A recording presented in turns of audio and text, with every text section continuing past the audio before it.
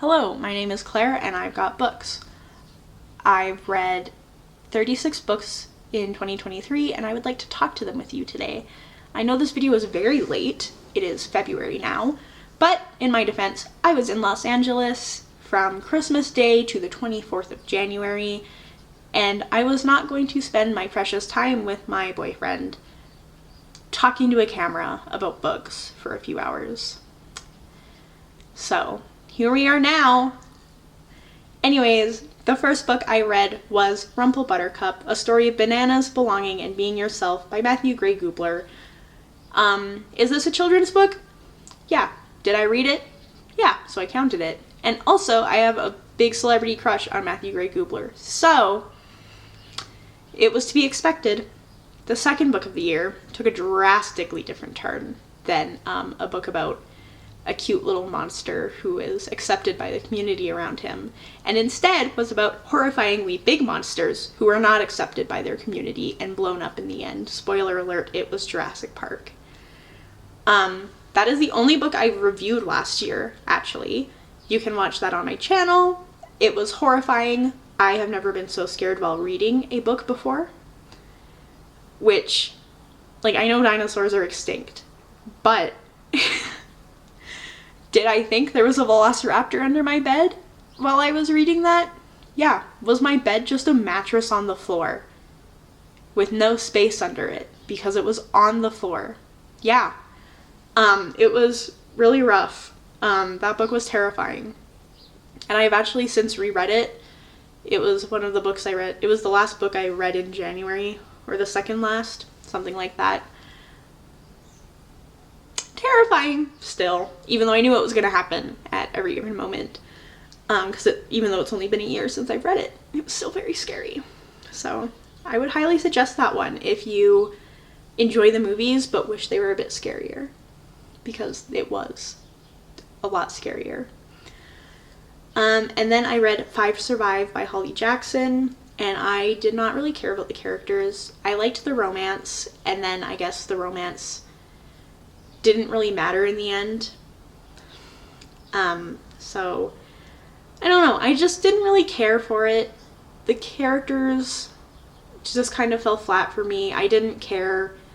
I was terrified about the thought of just a sniper out in the woods. That was terrifying. But I didn't, like, okay, why should I care about these people? Like, I just didn't. So I did not really enjoy that one. And then I read Serious Moonlight by Jen Bennett, and that book was okay. I liked the romance. I did not care about the mystery aspect. I believe the characters were trying to figure out something about a reclusive author who turned out, spoiler alert, to be one of their dads, the male love interest dad. And I just didn't care. Like, whatever, let's just move along. I want these two to be falling in love. I don't, like, just, come on, you know? Sorry. Anyways, the next book I read was The Invasion, the first Animorphs book by K.A. Applegate. And I had this whole plan with a friend, Casey, where on my second channel and our joint channel, we were going to read all the Animorph books and review each individual one in, like, a very big video. And then we both, I think, read the first book, and that was it. So maybe that will come a different year, but I think for 2024, my goal is to finish my first read-through of the Animorph books, because I have not actually read them all yet, and I really want to.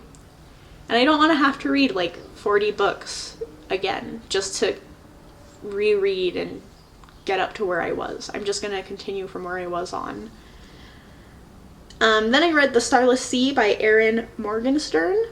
Yes, sorry. The glasses don't actually help with the reading. They are just, like, by a hair starving off headaches. They're not very helpful, though. That book was good. I need to reread it at some point because I was definitely confused for a lot of it. And it's just one of those things with me in some books where I get a bit confused, and I know by a second reread I will understand what was going on, but it was also a very intriguing magical world. I loved all of the little stories interburst. I'm not saying the right words. Throughout the book, I loved how those tied together. I loved that. My favorite character was the kitchen, and I loved the story about the pirate in the beginning. I then read the Divergent trilogy, which I have not read since I was a child. Well, a young teen, probably. I have a lot of thoughts. So my before mentioned friend Casey and I were going to read these and do a big review. We've both read them. We have all of our notes. We just have not sat down to film the review. Because usually when we're hanging out, we want to do other things than think about Divergent. The first book was fun until the third act. I did not care about the third act at all. I liked, Triss coming up the ranks in Dauntless. It was cheesy, but it was fun. And then I did not care when the world went to war. I did enjoy, though, when both her parents died and Tobias was like, damn, that sucks, girl. Let's make out on this train. And then that's kind of how the book ends. That was hilarious. Insurgent was so bad. Tobias, in the first book, it was he's a good book boyfriend. If we ignore, them making out on a train at the end. Maybe it's just a trauma response. They're both traumatized. No, in this book, he's like, ugh, Triss, I've only known you for, 2 months. Maybe. Not even. I think it's been, a month and a half. And, you're not the girl I knew anymore. Because you have trauma. And your parents died. And, you need to get over it. Because if you don't, I'm not gonna love you anymore. Tobias? The fuck is wrong with you? So he was a little weirdo. And I hated him. And Triss was actively suicidal throughout the whole book. And Tobias was like, you need to change that. It doesn't work with the vibe of what I want in a girl. Tobias, find this woman a therapist. Christ almighty. And then I read Allegiant. And it just got worse somehow from Allegiant. The whole idea of the book was, I don't even remember, actually. It was oh yeah, we want divergence, because they are genetically pure, and people who aren't divergent are genetically bad, and they don't deserve rights. Also, Tobias, you are not divergent. And Tobias is like, oh my god, Triss must believe that I don't deserve rights and that we're not good enough for each other anymore because we're both not divergent. Because apparently, I guess that's the only reason he liked her. Is because she was divergent. Because there's no other explanation for why he thought she would stop liking him for not being divergent. Very weird. And also, when Triss dies in the end, spoiler alert, it's not... I remember it as a kid being she makes this decision and it saves everyone. Rereading it, she makes this decision because she finds out her brother is going to do it instead. And, his reasoning isn't good enough for her. His reasoning is, I've fucked up a lot, and I've hurt a lot of people, and I can't live with myself. And she's like, wait a minute, that's not good enough for me. Girl! Okay, I get it. Triss is just still suicidal from, the ending of book 1. But that was so stupid. That was so stupid. There was no reason for it at all. Also, she was surviving the poison serum because she's divergent. What kills her were gunshots, not the serum that was supposed to kill anyone in there. She survived that because she's special and not like other girls. So that was kind of shitty. And then I read Sharp Objects by Gillian Flynn. And I love that book. It is so depressing and dark and sad, but it's so good. I don't know, the characterization, just the way the author wrote that book, it all just ties together beautifully. In a dark way. But but I love reading it. I don't know, it's such a fun romp every time. And then I read The Nest by Kenneth Opel, which is about a boy whose younger baby brother is very ill, and angels visit him, and the angels are like, we can make the baby better, you just have to trust us. And he's like, yes, because I have severe OCD, and like that will be a thing off my plate. That's not what he thinks, but he does have severe OCD. And they're not angels, they're fucking wasps. Disgusting. Oh my god. But it is such a good book. I would highly suggest that one. And then I read Tell Me I'm Worthless by Alison Rumfitt, which I did not like at all. It was a commentary on fascism, I think, through the metaphor of a house, a haunted house. There was a trans woman, I forget her name, as one of our main characters, and then another woman who was a TERF as our other character. Both of these characters remember the other raping them in the haunted house. So they hate each other now because they think the other assaulted them. And there was a part where the TERF in the end is like, oh, just kidding, I'm actually a closeted trans man. Is like, I don't know why I ever hated the trans woman. I forget both their names. I don't know why I ever hated her. Like, what could make me do that? Maybe, like, I had to read about how you thought that she raped you so many times. Just for you to say, I don't understand how I ever hated her. Like, did you hit your noggin? Also, they had a third friend who was in the haunted house with them the first time they went there, who was turned into a swastika, like a human swastika. The house just bent her that way. Like, Justice, I don't remember her name. I think it was Hannah. I'm naming her Hannah for now. Justice for Hannah. That was horrifying.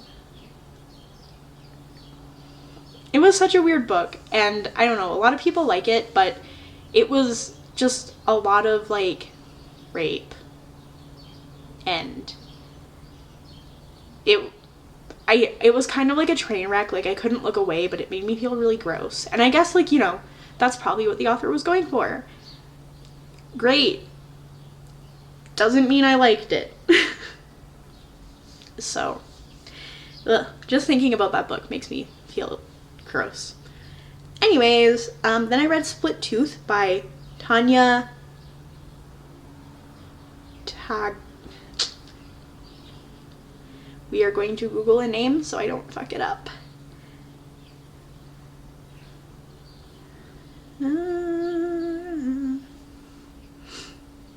Just tell me how to pronounce that, though. She is a singer, which is cool. I forgot that. I was actually supposed to look her up. Here, I'll just... Oh no. How do YouTubers do this? There we go. I cannot pronounce that, and I don't want to, like, fuck it up. Is this how... No, it's trying to make me download an app. I'm so sorry. I will not be trying to pronounce her last name, and I'm so sorry. I'm not downloading a new app just for Google to read it out loud to me. Split Tooth was her book. It was so good. Do I understand what happened? No, not really. At some point, spoiler alert, the main character gets impregnated by the Northern Lights. It was also very dark and had a lot of, like, sexual assault in it and, like, death and stuff. But I don't know, it worked, which is a weird thing to say, I guess. But I don't know, it was magic realism. I want to reread that book. I want to know what the fuck was going on. It was like a fever dream reading that, but it was so cool because, like, there's, like, poetry and then, like, regular story and, like, artwork. It was such a cool book, and the cover is pretty. I actually really enjoyed that one, now that I'm thinking about it again. I would love to reread that. Anyways, I would suggest that one, but also be wary of triggers for a lot of these books as well, I guess. Then I read The Quest Begins, the first Seekers novel by Erin Hunter, and I was annotating the whole series for a friend. I did not finish all of them in 2023, which is fine. But I do want to make a bigger vlog series about those, so I'm probably going to reread them. Maybe not this year, maybe next year. It depends on what I want to do, but my booktube career has been leading up to me reviewing Seekers. So The Quest Begins, I've read that one so many times. So it's kind of like, okay, I'm reading it, like, whatever, let's move on. There are parts I like, there are parts where it's like, wow, I really have read this book, like, 15 times. Maybe more, like, closer to 20 times. I have to sneeze. Kiwi! That was a weird sneeze. Anyways, I love Seekers. And, God, Calic's point of view is so boring. I'm sorry, I have to say it, especially in book 2. Her point of view, she's just walking. There's so much walking in these books. Anyways, yeah, I think it's a good book. Like, I don't want to say, like, it's not what got me into reading, but it is a part of, like, why reading is so ingrained in my life. Like, those books I was obsessed with. I still am. They're so good. And then I read Secretly Yours by Tessa Bailey. That one was fun. I read it on a vacation with my partner and my friend Casey. We went to my family cabin, rented it for, I think, 8 days. And I read that, and they read a different book that we were supposed to buddy read, but I was too busy reading smut. So, I don't know. It was a cute book. There were parts where I was like, this is stupid, but again, I was in the mood for a cheesy rom-com with smut, and that's what I got, so yay. And then I read Survivor, The Ultimate Game by Mark Brunette, which is the book my partner and friend were reading that I should have been reading. And that one was cool. It's about the filming of the first season of Survivor, written by the producer of Survivor. My partner is very big into Survivor, and he has gotten me into it, and I in turn have gotten Casey into it. So, very fun, really intriguing. Yeah, that's kind of all I have to say. It is very hard to find that book. I had to order, well, we all had to order it from like a used book website. So, that part sucks, but thrift books is good. And then I read Alien Gladiator's Claim by Zara Starr. This was just another cheesy book with a shirtless blue man on the cover that I was like, why not? Shockingly, I read it because I wanted to read just cheesy romance with smut. There was not that much sex in it, actually, shockingly, for a cover with a buff blue man. But it was fun. It was fine for what it was. And then I read Submission, book 1 of the Doms of Club Eden, by L.K. Shaw. Do you want to guess why I read that book? I just wanted a short, fun smut book. Why? I don't know. Sometimes it's just fun to read, you know? You don't have to think that much. And this book was wild because, well, I didn't describe Alien Gladiator's Claim. So the alien was a gladiator fighting to win his owner, a female slave. But he fell in love with the female. And keep in mind, they use the word female so much. It was actually kind of annoying. So he falls in love with the female. And then they, like, escape and find a new planet to live on. Submission, it was just some woman who, like, wanted to get into kink, finding a dom who has an ex, who has a stalker, who then becomes their problem. Yeah. And then I read Ranger by Rebecca Sharp, which is a smutty Spencer Reid inspired book, romance book. It was fun. I didn't actually care about the smut. I just wanted the Spencer Reid characterization. Because I was nearing the end of Criminal Minds. I watched that show so fast.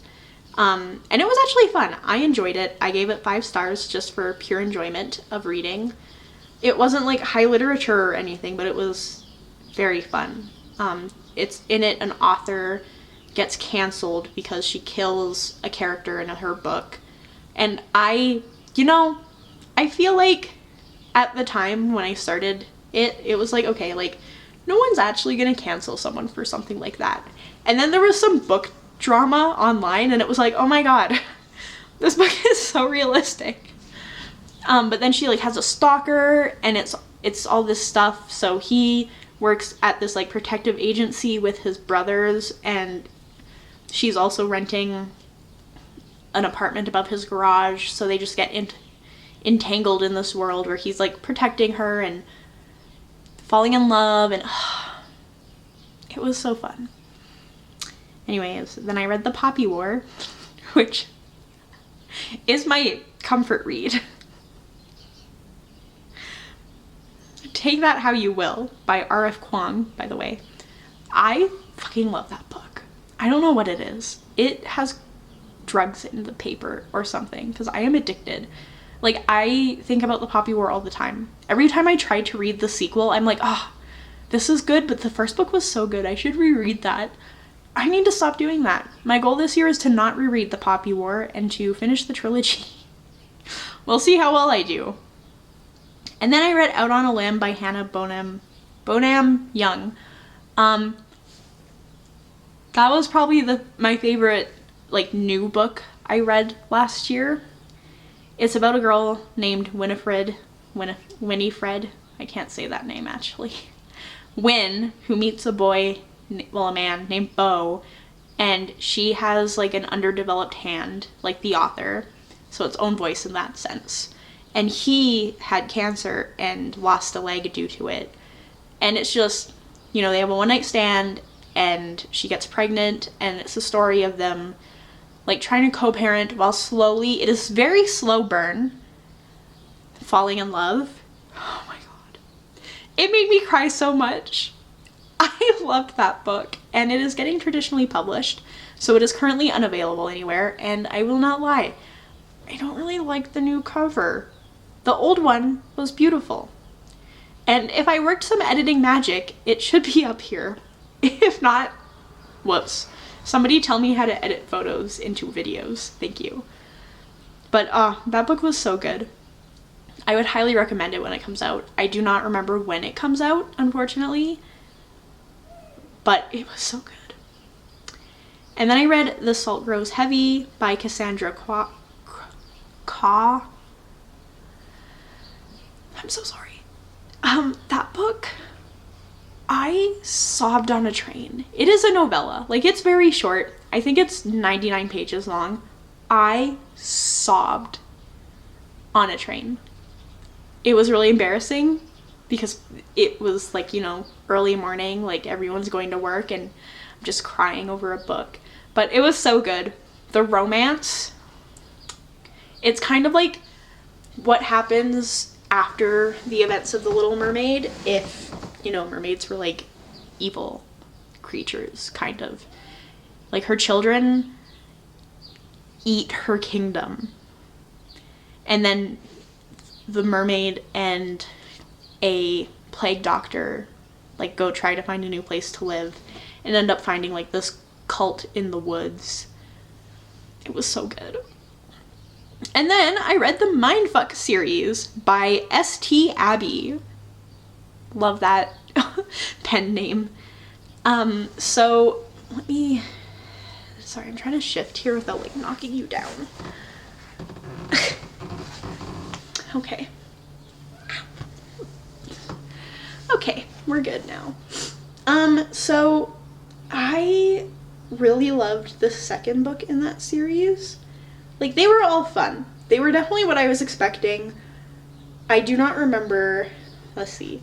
I gave the first book 4 stars because it was enjoyable. I liked it. The second one I gave 4 stars as well. 3 stars to the third book, 2 stars to the fourth book, and 2 stars to the 5th book. They did get increasingly ridiculous as the series went on, but it's also like, you just kind of have to accept that you're reading a book about a serial killer and an FBI agent who are in love, and he doesn't know she's a serial killer until like later on, and he's hunting her. Like, you just have to accept, like, that's the book you're reading. It is not high literature, but it was fun.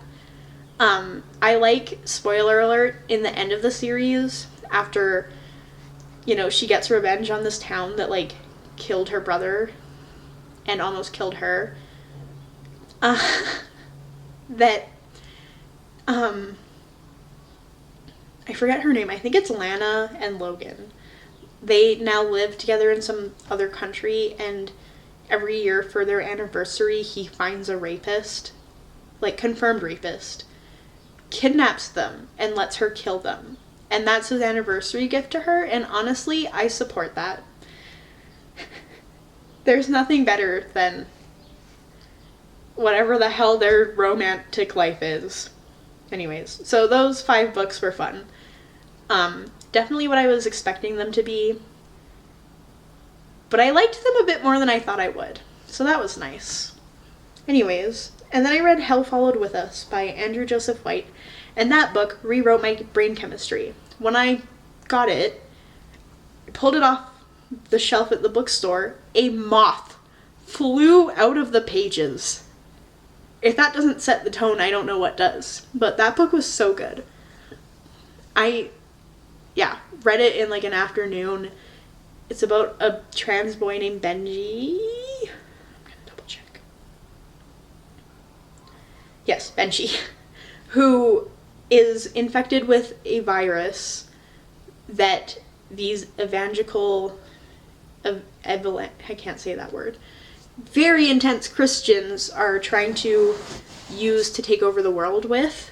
They're trying to like induce a new flood so the rapture will happen, basically, I guess. And it's so good. Oh my god. It was so good. I would highly suggest that for everybody.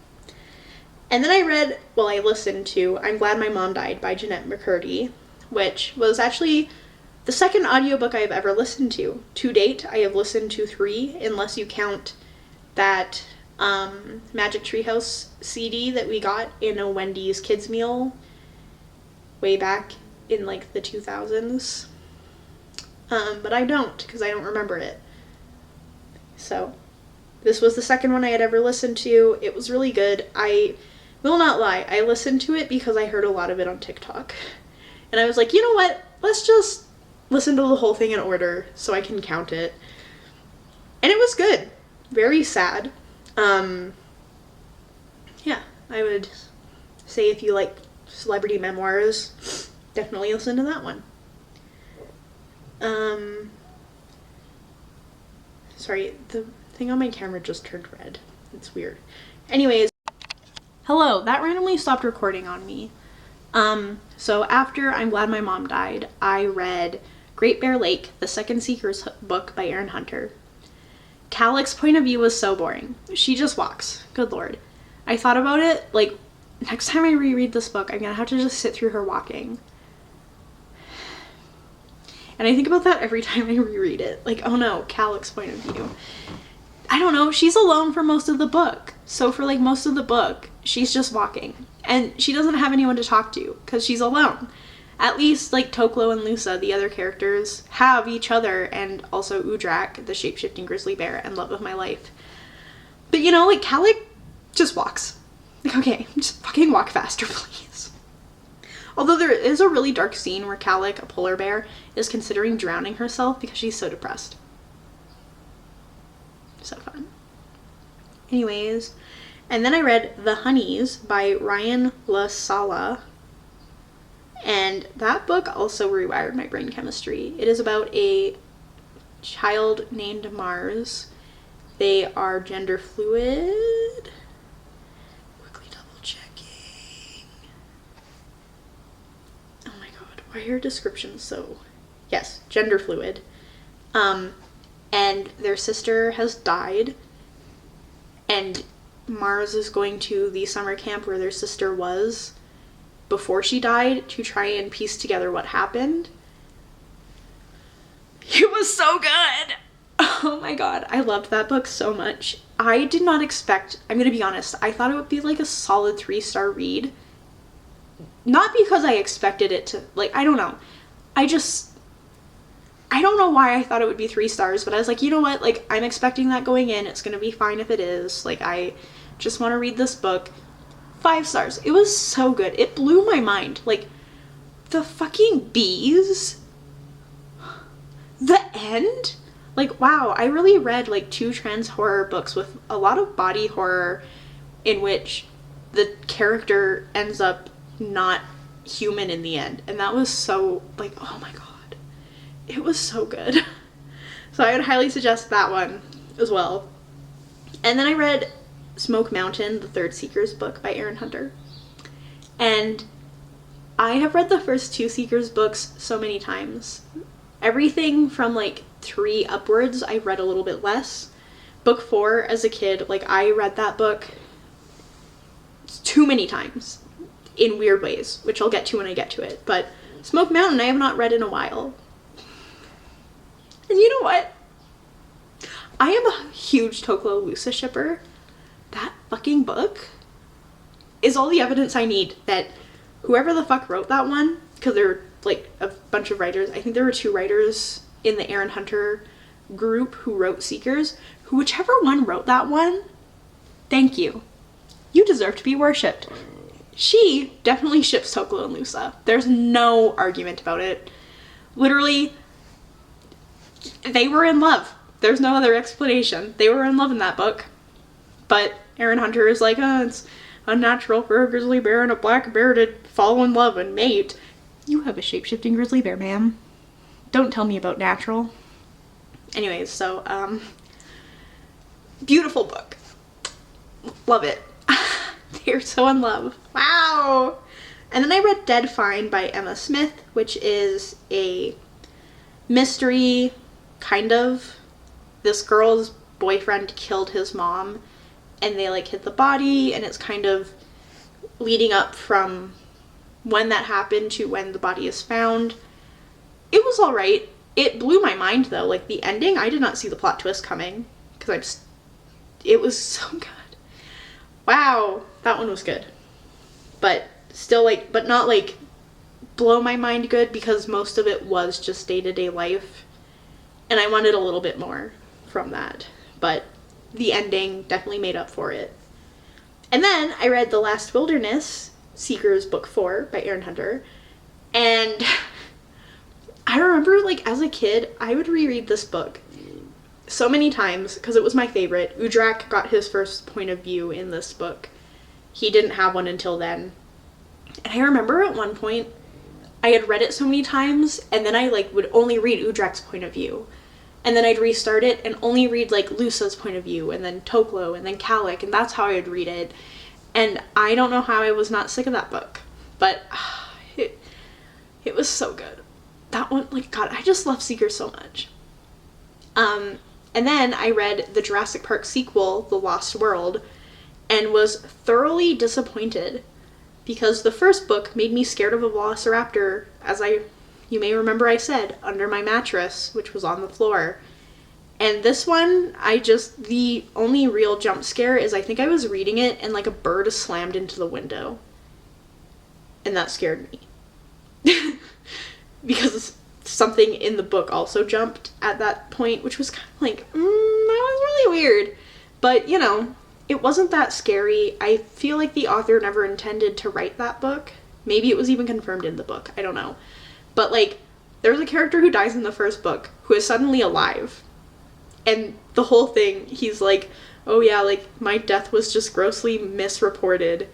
I'm alive. And that's how they explained it away. Bitch, you were on the island in the first book when it got bombed. You're not alive.